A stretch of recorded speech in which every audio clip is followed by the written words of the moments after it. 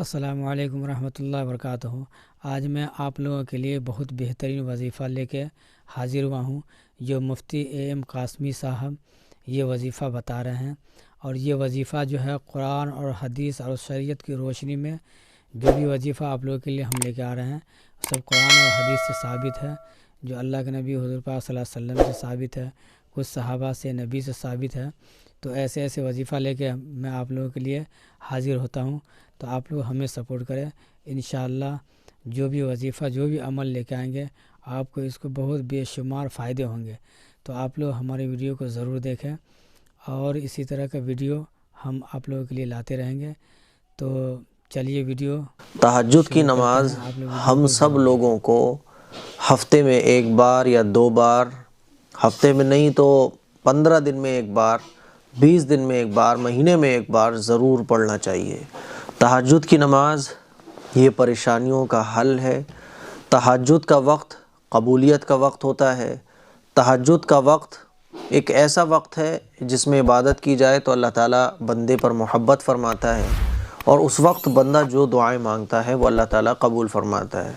اور تہجد کے وقت کی ایک دعا بھی ہے، جب آپ تہجد کی نماز کے لیے بستر سے اٹھیں تو یہ دعا پڑھیں۔ یہ دعا حدیث سے ثابت ہے، بخاری شریف میں اور مسلم شریف میں یہ دعا موجود ہے، اسی لیے ہمیں وہ دعائیں پڑھنا چاہیے اور ہو سکے تو یاد بھی کرنا چاہیے جو دعائیں مسنون ہیں، کیونکہ مسنون دعاؤں کی بہت زیادہ فضیلت ہے۔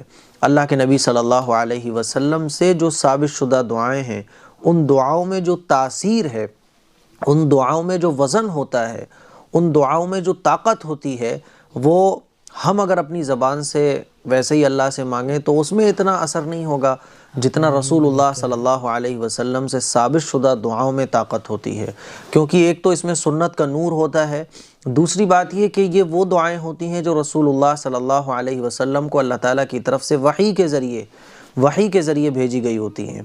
اور پیغمبر جس انداز میں اللہ سے مانگتے ہیں اور جس بہترین طریقے سے پیغمبر علیہ السلام سے جو دعائیں ثابت ہیں، ان دعاؤں میں جو تاثیر ہے، ان دعاؤں میں جو اللہ کی حمد و ثنا بیان کی گئی ہے، وہ ہم جیسے گنہگار اپنی زبان میں بیان نہیں کر سکتے۔ اسی لیے کوشش یہ کرنا چاہیے کہ شروعات میں ہم وہ دعائیں پڑھیں جو مسنون دعائیں ہیں، اس کے بعد پھر ہم اپنی جو بھی پرابلم ہے اردو زبان میں اپنی اللہ کے سامنے رکھ سکتے ہیں۔ تو جب تہجد کی نماز کے لیے بستر سے اٹھیں تو یہ دعا پڑھ لیا کریں، اگر یاد نہیں ہے تو دیکھ کر بھی پڑھ لیا کریں۔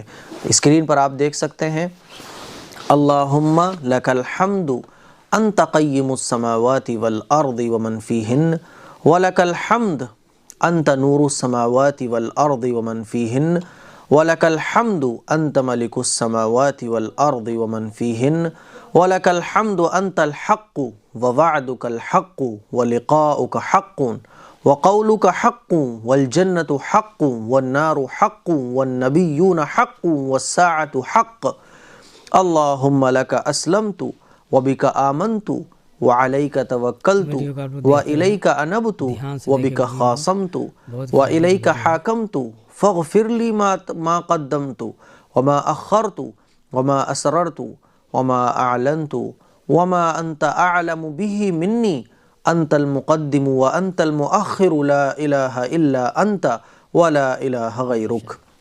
اس دعا کا ترجمہ ہے، اے اللہ، ہر تعریف آپ ہی کے لیے ہے، آپ آسمانوں، زمین اور ان کی مخلوقات کو وجود اور بقا بخشنے والے ہیں۔ آپ ہی کے لیے حمد ہے، آپ آسمانوں، زمین اور ان کی مخلوقات کا نور ہیں، اور آپ ہی کے لیے حمد ہے، آپ آسمانوں، زمین اور ان کی مخلوقات کے بادشاہ ہیں، اور آپ ہی کے لیے حمد ہے، آپ حق ہیں، آپ کا وعدہ حق ہے، آپ کی ملاقات حق ہے، آپ کی بات حق ہے، جنت حق ہے، دوزخ حق ہے، سارے انبیاء حق ہیں، محمد صلی اللہ علیہ وسلم حق ہے، قیامت حق ہے۔ اے اللہ، میں نے آپ ہی کی اطاعت کی ہے، آپ ہی پر ایمان لایا ہوں، آپ ہی پر بھروسہ کیا ہے، آپ ہی کی طرف رجوع ہوا ہوں، آپ ہی کی مدد سے اپنے مخالفین کا مقابلہ کیا، اور آپ ہی کو میں نے فیصلہ سونپا۔ بس میرے اگلے پچھلے گناہ بخش دیجئے، جو گناہ میں نے خفیہ کیے وہ بھی، اور جو اعلانیہ کیے وہ بھی، اور وہ گناہ بھی جنہیں آپ مجھ سے زیادہ جانتے ہیں۔ آپ ہی آگے بڑھانے والے ہیں اور آپ ہی پیچھے کرنے والے ہیں، معبود تنہا آپ ہی ہیں، اور آپ کے سوا کوئی معبود نہیں ہے۔ یہ اس دعا کا ترجمہ ہے۔ تو جب بھی تہجد کے لیے آپ بستر سے اٹھیں، بیدار ہوں، تہجد پڑھنے کی نیت ہو تو فوراً یہ دعا پڑھ لیں۔ موبائل میں دیکھ کے بھی پڑھ سکتے ہیں، آج کل تو بڑی آسانی ہے، تو اگر اٹھے اور دعا یاد نہیں ہے تو موبائل سے دیکھ کر پڑھ لو۔